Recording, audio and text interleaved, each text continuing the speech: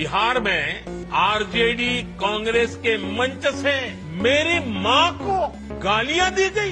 ये गालियां सिर्फ मेरी मां का अपमान नहीं है, ये देश की मां, बहन, बेटी का अपमान है। राहुल गांधी की रैली में माननीय प्रधानमंत्री मोदी जी की स्वर्गवासी मां के लिए जिन अपशब्दों का प्रयोग हुआ है, मैं उनकी कड़ी निंदा करता हूं। अरे वो प्रधानमंत्री जी की मां हो या राहुल गांधी की मां हो, है तो वो जननी ही।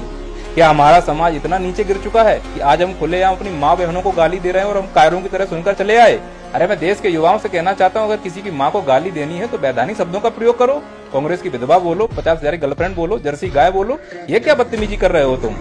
और माननीय प्रधानमंत्री जी से मैं बोलना चाहूंगा, इतने बड़े आप नेता हो, आपको ये समझ में आना चाहिए कि रैली में से कोई भी कुछ भी बोल सकता है। क्या किसी नेता ने इस प्रकार की भाषा का प्रयोग किया है आपकी तरह? नहीं किया ना, तो फिर ये क्यों आप ड्रामा कर रहे हो मंच पर आकर कि हमको गाली दी गई है? अरे हो सकता है जिसने गाली दी हो वो इस क्लास का स्टूडेंट हो, इसमें से कई टीचर को तो आपने ही अवार्ड दिया है। मना करता था इन गालीबाजों को आप सर पर मत चढ़ाओ, तो इनके स्टूडेंट गाली तो देंगे। रोजगार आपने दिया नहीं, बची क्या उनके पास? गाली तो वो दे रहे हैं। या हो सकता है कोई एसएससी का भरा बैठा हुआ हो, आप उनकी सुन नहीं रहे हो, तो उसके अंदर वो दर्द है।